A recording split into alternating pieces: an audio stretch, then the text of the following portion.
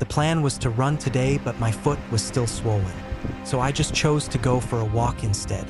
I know that not many people want to watch these videos, but here are some pictures and videos from the trip.